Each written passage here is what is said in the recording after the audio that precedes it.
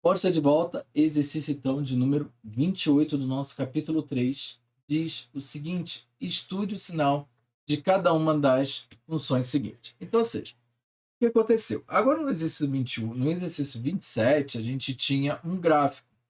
E agora aqui no exercício 28 a gente só tem a função, né? E não é viável a gente fazer o gráfico de algumas funções para a gente poder fazer o estudo do sinal. Então, no caso da função afim, eu vou te ensinar uma coisinha agora. Então, olha só.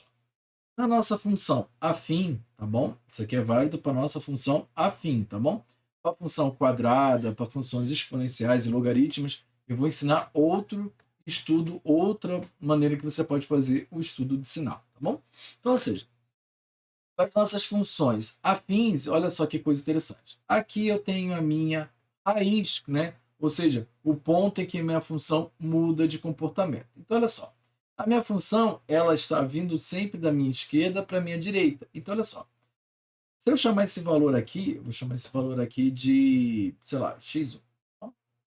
Então, ou seja, para valores menores do que x1, né? Ou seja, eu vou aqui, né?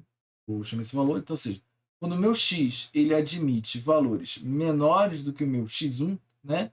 Então, ou seja, a minha função ela é menor do que zero, como você pode perceber aqui. Tá vendo? E para valores onde o meu x ele é maior que o meu x1, a minha função ela tem valores maiores do que zero. E se eu pegar uma função negativa, né, ou seja, uma função decrescente, isso aqui eu vou chamar de x2. Então, ou seja, quando o meu x ele tem valores menores do que o meu x2, a minha função aqui no meu caso, ela é positiva. E quando ele tem valores superiores a x2, olha só, a minha função ela é negativa, ou seja, meu y é menor do que zero. E a atenção que eu vou te chamar é isso daqui, ó. Quando a minha função é crescente, olha só, a minha raiz, ou seja, a mudança da minha raiz acompanha o sinal da minha função. Tá vendo aqui, ó? E quando a minha função ela é decrescente, ela inverte. Tá vendo aqui, ó? Viu? Ela inverte. Baseado nisso, eu já tenho uma noção do que eu posso esperar encontrar das minhas funções. E é baseado nesse argumento aqui que eu vou te mostrar como resolver. Vamos então começar pela nossa letra A.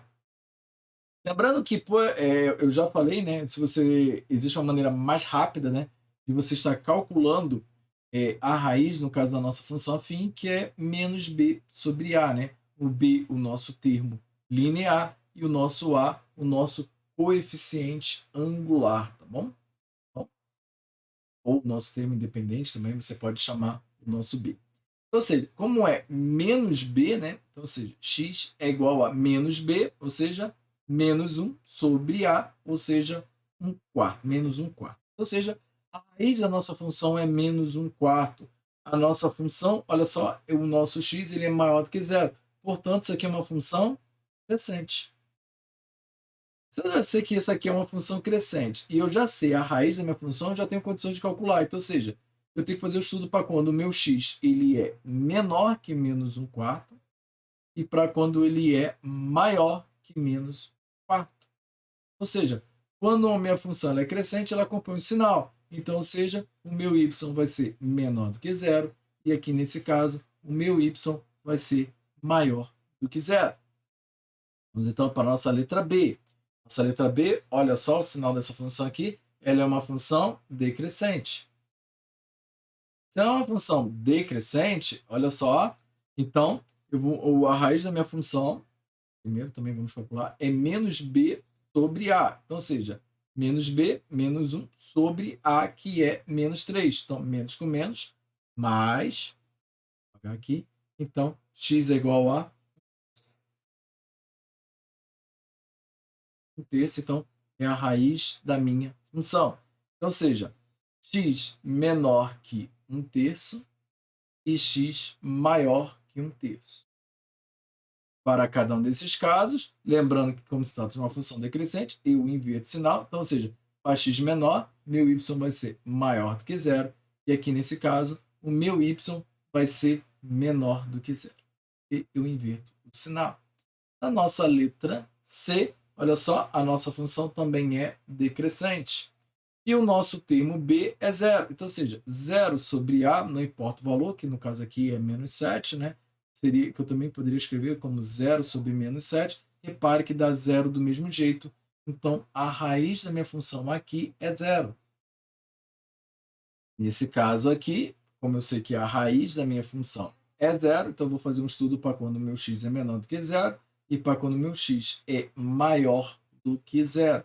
Então, quando o meu x é menor do que zero, como se trata de uma função decrescente, eu vou inverter, o meu y vai ser maior do que zero, e aqui nesse caso o meu y vai ser menor do que zero.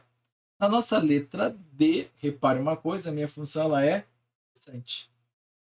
E aí, existem duas maneiras de você estar descobrindo a raiz dessa função. Olha só, a primeira maneira, que eu acho mais fácil, é o que eu acabei de falar, que zero sobre qualquer número, 1, 2, 3, 4, 5, não importa, ele vai ser sempre o valor de zero. Ou seja, para eu zerar essa minha função aqui, basta eu encontrar um valor que aqui em cima dê zero. Então, seja, é o valor 3. Por quê? 3 menos 3, zero. Então, eu já posso chegar à conclusão de que aqui a minha raiz é 3. Mas se você também quiser usar a fórmula, né, você também poderia escrever isso aqui como x à quinta menos 3 quintos. Não tem problema. O meu b, né, é menos b, ou seja, 3 quintos, dividido pelo meu a. O meu a agora é como se fosse 1 quinto de x menos 3 quintos. Tudo bem? É dessa maneira que essa fração, que essa função pode ser escrita. Então, você já ficaria 3 quintos dividido por 1 quinto. E o que diz a minha divisão de frações? Eu repito a primeira, que é 3 quintos, e multiplico pelo inverso da segunda, que é 5. Cancelo, cancelo, e resta o 3 novamente. Está aqui. Ainda mais uma maneira de você poder estar resolvendo isso, né? É ter chamado isso aqui tudo igual a zero. Passo 5 para cá, multiplicando 5 vezes 0, 0. Ou seja, eu ficaria também com x menos 3 igual a zero. E aí eu também fico com x igual a 3. Então, 3 maneiras distintas de você poder estar encontrando a raiz da nossa função aqui é 3. Lembrando que se trata, então, de uma função crescente. Então, vamos aqui. Então, seja eu faço o comportamento para x menor que 3 e x maior que 3. Nesse caso, como é uma função crescente, eu repito o sinal. Ou seja, eu tenho que y menor do que zero. E aqui eu tenho que y maior do que zero. E, por último, a nossa letra E, também onde o nosso b é igual a zero. Está vendo aqui? Então, ou seja, a raiz da nossa função é zero. Essa daqui eu vou deixar para você praticar, para entender agora por que a raiz daqui da nossa função é zero. É o mesmo motivo aqui da letra C, tá bom? Então, eu tenho que a mudança no meu comportamento é em zero. Então, x, menor, não é igual a zero, perdão. É menor que zero e para x maior que zero. Então, eu vou ter o que? Como uma função crescente, eu repito o sinal. Então, y menor do que zero e aqui y maior do que zero. Tudo bem? Esse, então, foi o nosso exercício 28. Espero que você tenha entendido e espero que você tenha gostado. E te vejo na próxima aula. Um forte abraço.